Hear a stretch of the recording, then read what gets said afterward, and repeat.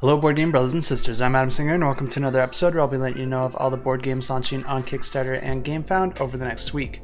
Before I get started, I do like to go over some new announcements and discoveries I just found out about over the past week, and I do have a few to go over. And the first one is that a new Street Fighter game has been announced. This one did go up on GameFound, but then it got taken back down because there's a lot of drama. I don't know too much about it, but I imagine the campaign will go up again in the future. And we're also going to be getting an expansion coming to Cora Quest in October, and this is a very family-friendly dungeon crawling board game that's suitable for younger players. So if you do have kids that you want to play board games with, this is a great option. And there's also going to be another expansion coming for the game Set a Watch, and this is a cooperative game where players are using asymmetrical characters and dice rolling in order to try and defeat a river of monsters each night. And there's always going to be one character that stays back at the camp that's going to be able to perform some special actions that turn, but they won't be able to directly engage in battle. I don't have a date for this one yet, but all my updates do go up on Discord first, so if you want to get the most up-to-date information, I have a link to the Discord in the description below. And we are getting near the end of the month, which means that Alex over at BoardGameCo is going to be putting up his video very soon, going over all the campaigns that we know about so far for the month of August. So if you want to see a little bit further into the future, definitely check out his channel and subscribe if you haven't already. And without further ado, let's check out the campaigns. And the first campaign we have launches on July 25th, and this one's called Preachify. And this is a small card game for 2 players. It takes about 15 minutes to play. And this is a game that plays over a series of rounds where players will choose and simultaneously reveal a card from their hand. And then players are going to repeat this 2 more times, and then the player that has the highest total after doing that 3 times will win that round. And the goal of this game is to try and convert your opponent's cards to your side. So whenever you do have the highest total of the 3 cards, you're going to take all the cards that were played and put them into your own personal discard pile. And this kind of acts as your victory points. The interesting thing about this game is that you're revealing the 3 cards one at a time, so you can kind of react to the way that the round's going so far, and then maybe play lower cards if you know that you're already going to lose, or if you think your opponent thinks they're going to lose and that they're going to play lower cards, you could also play lower cards in order to try and keep your better cards for later. And there's also a bunch of different special ability cards that can do different things, like making you instantly win the round or even instantly lose the round. These different cards will just give you some more options and strategies to choose from. And then once all the cards have been played, the player that has the biggest discard pile on their side of the table wins the game. And as always, if you're interested in this campaign or any others, I have links to all these campaigns in the description below. And the next campaign, also on the 25th, is World at War 85 Blood and Fury. And this plays 1 to 2 players. It takes about 60 to 120 minutes to play. And this is a war game that's the second in the series for the World at War 85 series. The game offers all sorts of units across land, air, and sea, and combat in this game is resolved using dice rolling, with both the attacker rolling for their attack, but then also the defender rolling for their defense value. And players are going to be using cards in order to create different formations of their units when they go to deploy them out onto the board. But then there's also some special units that can be used to augment any formation, and you can just add that to your existing formation to modify it in different ways. And the game also comes with its own scenario booklet with a whole bunch of different battles for players to try out, and the player that's able to complete their objectives within that scenario first is going to be the one to win that game. And if you're interested to know more, I have links in the description below. And launch on July 26th, we have the Return to the Dark Tower and the Covenant expansion. This plays 1 to 4 players and takes about 100 to 120 minutes to play. And this is a cooperative game where players are working together to try and complete a scenario. And then once you're able to fulfill the objectives of the scenario, players are going to go up against a final boss. And this is a very technologically heavy game because you're going to be using an app, but you're also going to be using some digital components.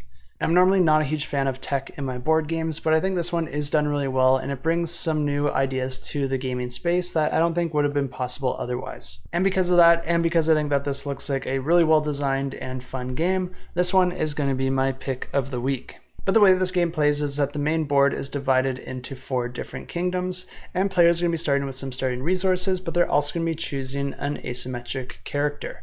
And then whatever side of the board you're sitting on, that kingdom is going to belong to you and your character. Players are going to be starting out with a starter ability as well as some special abilities specific to your character that you'll be unlocking throughout the game, and then you'll also gain an ability depending on which location that you control. So there's a lot of variability there, and the game will feel very different from game to game, especially when you consider the different scenarios and the different bosses, which all add more variability on top of it.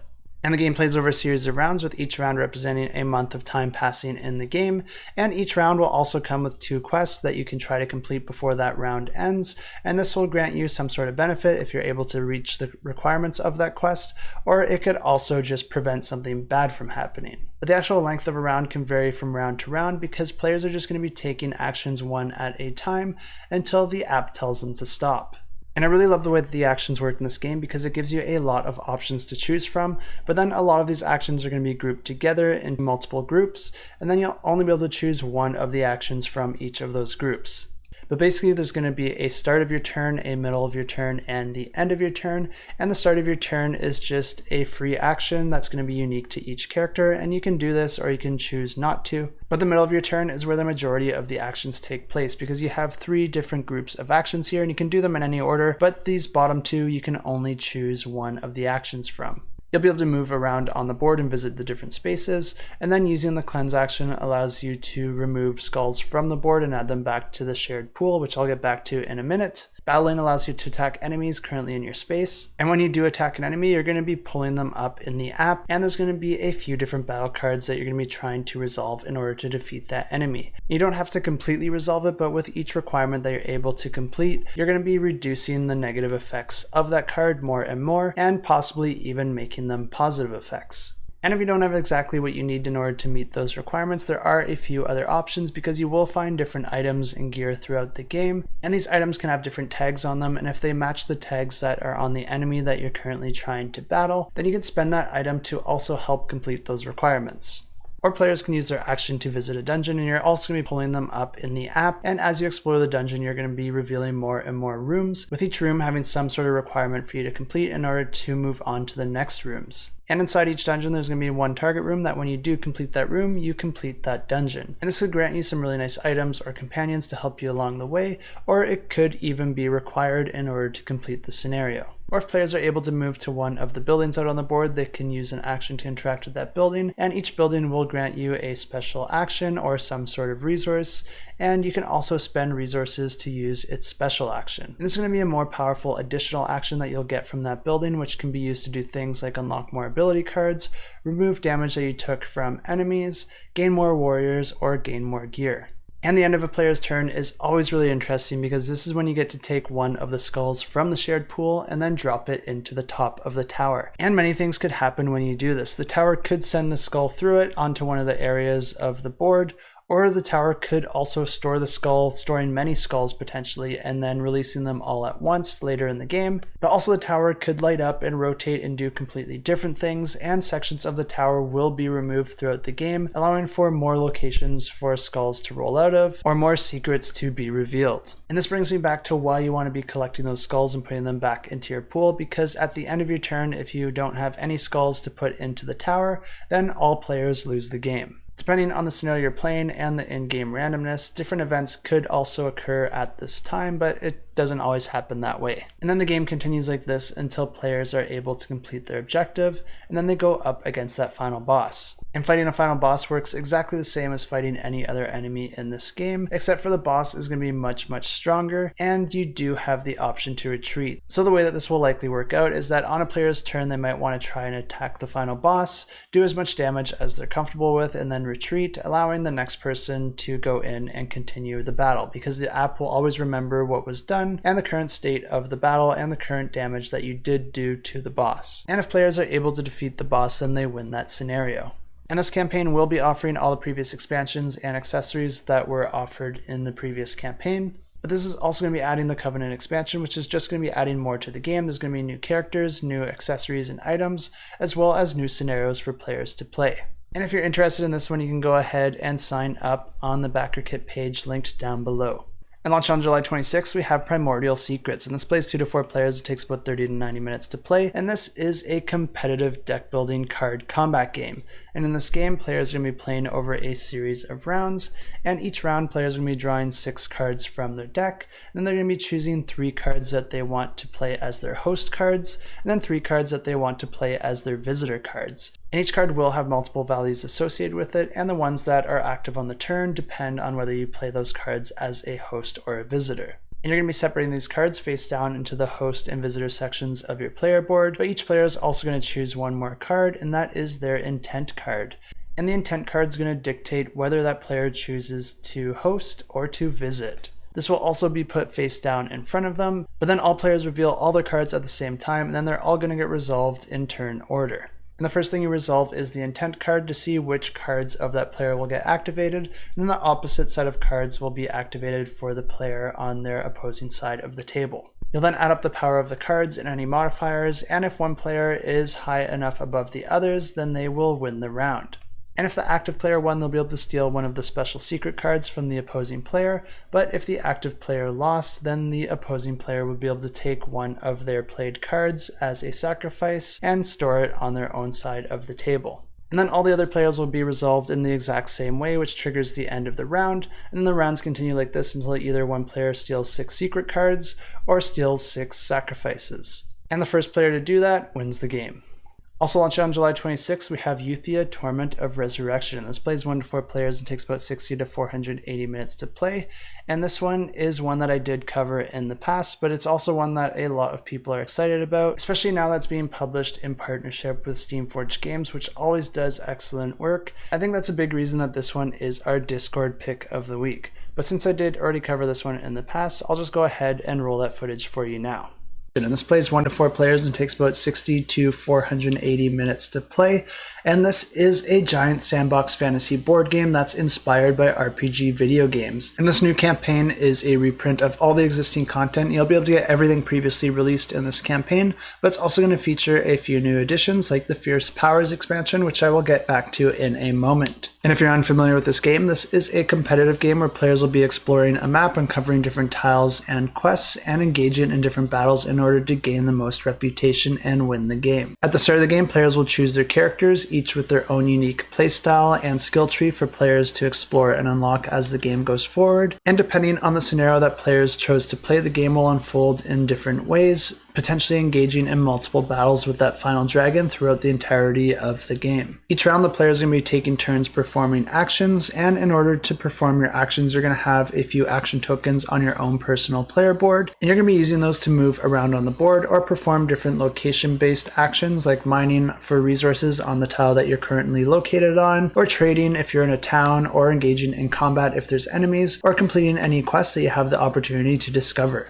Each player's board will also have different areas to track things like health, your weapon upgrades, any potions, or abilities that you have unlocked throughout the game. Players are going to be using dice rolling in order to engage in combat in this game, and each monster is going to have a card associated with it, and depending on the amount of damage that you inflict on that monster, it's going to trigger a response, and then potentially inflict damage back on the player. This is where your weapons and armor and potions come in really handy, because this will allow you to manipulate your dice rolls, and also defend on potentially incoming attacks. The game continues like this until the scenario is completed, and then the player that has the most victory points at the end of the game is going to win the game. And there is a ton of different ways to gain victory points, but of course the most exciting way is by inflicting a ton of damage on that dragon. And of course the game comes with some beautiful miniatures for all the monsters and characters, and all the different scenarios will offer a ton of variety both in gameplay as well as difficulty. The new expansion is going to be adding 4 new scenarios, a brand new hero that uses animal companions who she can control using her powers.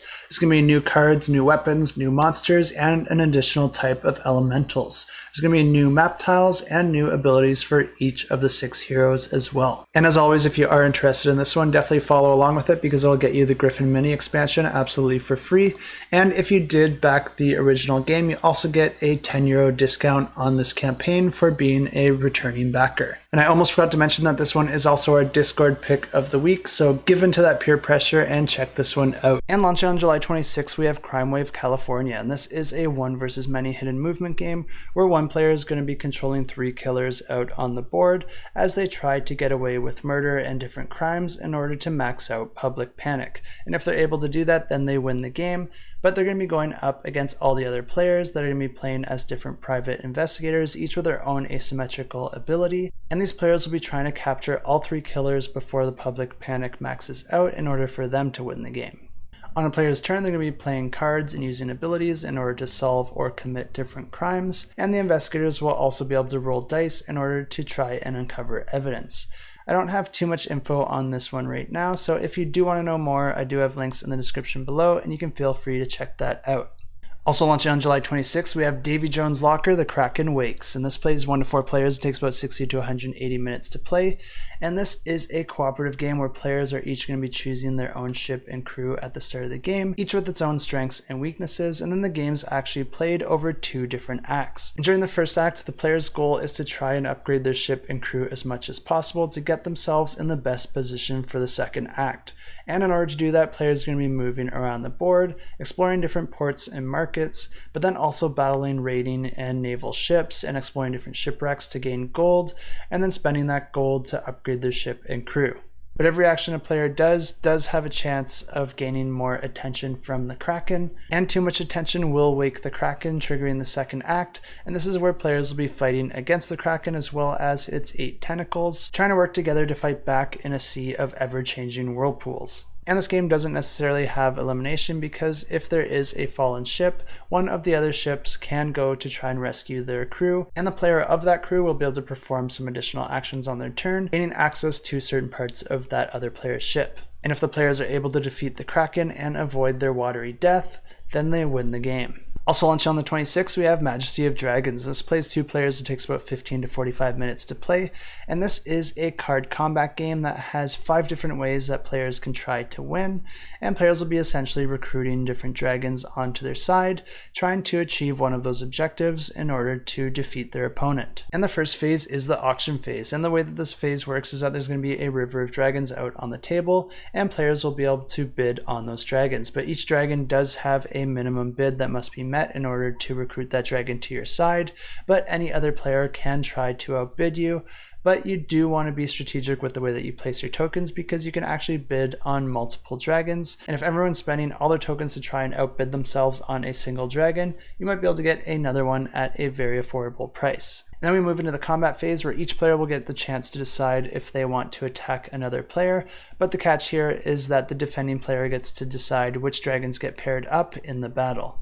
You'll then be checking their combat power, and the dragons with the lower combat power will be discarded. And then there's the progress phase, where if you have any tokens left over from the auction phase, you can spend those to buy different cards like progress cards or Dragon Lord cards. The progress cards will have a special objective that if you're able to complete can grant you some more tokens or special advantages. And the Dragon Lord cards work as an upgrade for your dragons, because they'll all have a special bonus, and you'll be able to assign that Dragon Lord to one of the dragons in your hand. And the 5 ways to win the game is to kill 5 dragons, control 5 of the Nemesis dragons, which are just a special dragon with an icon on them, or hold 30 tokens total, control dragons with a total value of 20, or be the player with the highest value set of dragons when all the dragon cards have run out. And the first player to meet any of those requirements wins the game.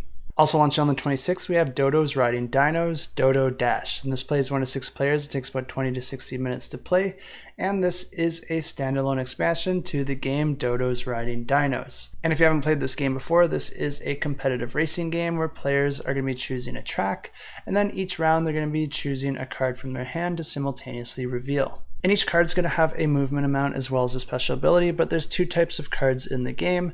There's the normal cards, and then there's the aggressive cards. And these cards work exactly the same, except for the aggressive cards normally have a more powerful ability. But if 2 players do play the aggressive cards, then the abilities get cancelled out and you only get their movement points. And there actually is one more type of card, and that's a reaction card, which players will be able to play after all the cards are revealed.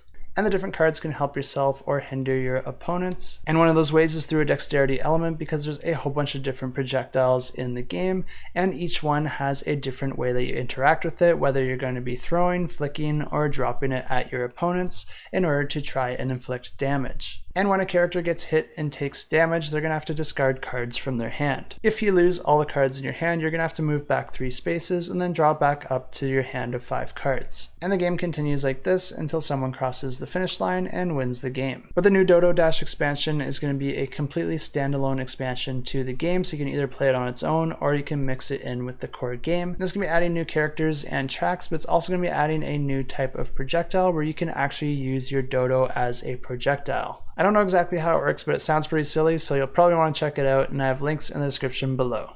Also launching on the 26th, we have the 5e and Pathfinder compatible monster training and Year of Monsters modules.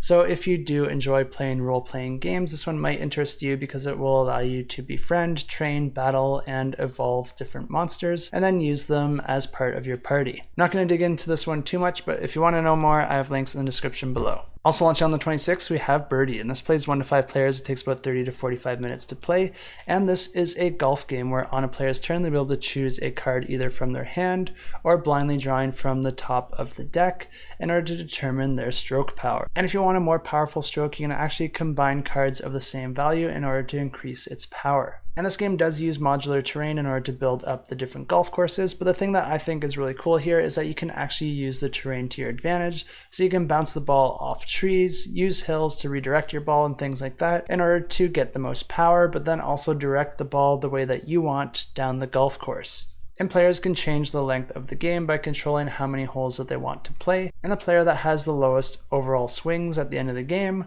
wins the game. Also launching on the 26th, we have Intergalactic Ace, and this is a competitive game where each player is going to have their own laser cut ship, and players are going to be gaining cards in order to augment the stats of that ship, which they're going to be tracking on the ship itself. And boosting up these different stats will give you different advantages as you go to scan for enemies and deciding which enemies you want to engage. And that's what players will do. They'll scan for enemies, and then you'll be rolling dice and augmenting those with your stats in order to try and defeat those enemies. And the player that's able to get 5 kills first wins the game. And launching on the 27th, we have Bloodstones. This plays 2 to 4 players and probably takes about an hour and a half to 2 hours to play, but this is coming from the designer Martin Wallace, and he's created all sorts of games like Brass Birmingham as well as Age of Steam. And this one looks like a little bit of a different type of game for him because this one is actually area control. But in this game, each player is going to be playing as a faction with its own special ability, and players will be drawing tiles from a bag, with each tile having both a pip and an icon on it. And the pips essentially act as a currency, and you'll be able to spend those in order to perform different actions throughout the game.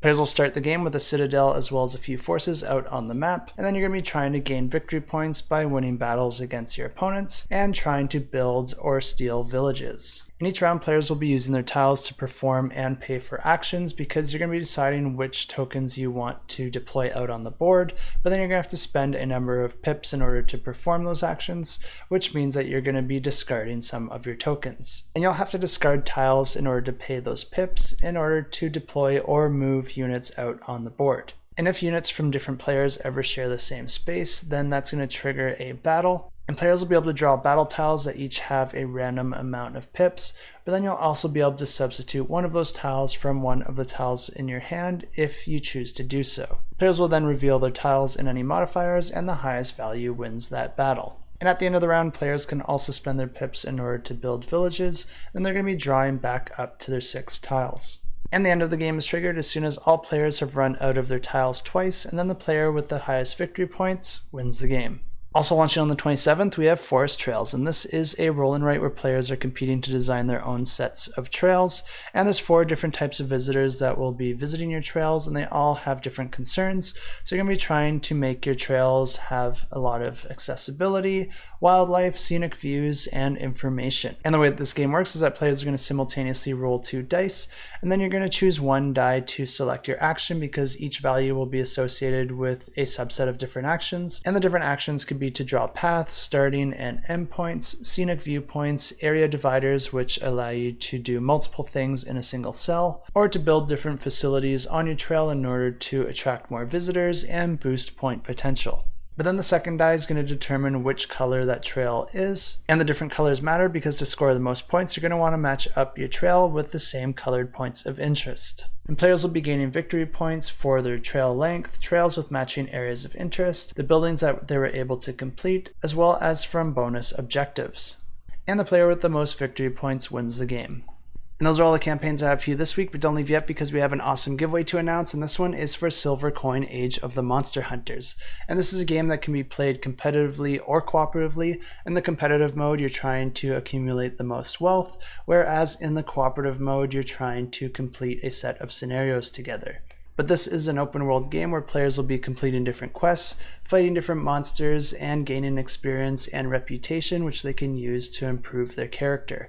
And an interesting aspect of this game is that it has a really neat auction mechanic at the start of the game, where players will be essentially bidding for the character that they're going to be playing as well as their starting location and resources. And the different monsters that players can go up against will have different strengths and weaknesses, so you might want to pick your battles carefully, but then also the weather will be constantly changing from round to round, and the different types of weather can also affect the strength of the different monsters, so timing when you attack a certain monster will also have an effect. And this giveaway is going to be for the base game, which is already a ton of content, plus all unlocked stretch goals and 2 surprise gifts. And to enter this giveaway, just leave a comment down below with the hashtag coin, and just let us know which type of weather you think is either the best or worst. I kind of like all types of weather. If it's a crazy storm or blizzard outside, it's just an excuse to play more board games. But if it's really hot and nice, well, I can eat ice cream. And now let's go ahead and draw the winners for last week's giveaways, and the first one we had was for Drop Bears. And to draw a winner, I use this fancy application here, and all these extra names down here are bonus entries for my Patreon subscribers. If you like this sort of content and you want to help make all this effort just a little bit more sustainable for me, I do have a Patreon linked down below that you can go ahead and check out, and I'll also get you some bonus entries into these giveaways, which is not a bad thing. But let's go ahead and draw those comments and draw the winner. And the winner is Rob Bendig. Congratulations, Rob. I'll reach out to you and let you know that you won yourself a pledge for Drop Bears. And the next giveaway we had was for Isle of Trains All Aboard, and for this one I did something a little bit different. Instead of having you comment on my previous video, I actually sent you over to Gender's gaming video covering Moonrakers, which is on Kickstarter now. So if you want to learn about that game, definitely go ahead and check out that video. And whenever I'm trying to learn a game, either for myself or to explain on the channel, which is very frequently, I've watched a ton of different content creators, and I really like the way that Richard presents the information because he's really quick and concise and clear, and also provides some entertainment along the way. And I always feel like I have a really solid understanding of the game after I watch one of these. So check him out and subscribe if you haven't already, if you like his content. But let's go ahead and draw those comments and draw a winner. And the winner is Jeff Sherpels. And this is another one of our Patreon subscribers, so congratulations, Jeff. I'll reach out to you and let you know that you won yourself a pledge for Isle of Trains. And the last giveaway we had was for Stardust Coffee, which was a giveaway that we ran over on the Discord. So if you did enter that, just go ahead and check out the Discord to see if your name was drawn, and feel free to send me a message, but I'll also reach out if I do not hear from you. And that is everything I have for you this week, but something I've never told any of you before is just how bad my internet is. I've been on wireless, which is really bad to begin with, plus it just constantly disconnects, and the upload is like non-existent. I can't upload. So it probably like doubled my time when it came to doing research. And then I always had to go drive 15 minutes away every video in order to upload this onto YouTube. There's actually been a bit of a breakthrough because even though I live in the middle of nowhere, they've actually decided to install fiber along my road. So I actually just got fiber internet, and now I went from like 0 to 1,000. So it's pretty crazy. It's super fast, and I'm hoping it means I can get a bit more done and keep up with all these efforts just a little bit easier. But as always, I hope you all have an excellent weekend, and until next time, keep that shelf cluttered and the table full.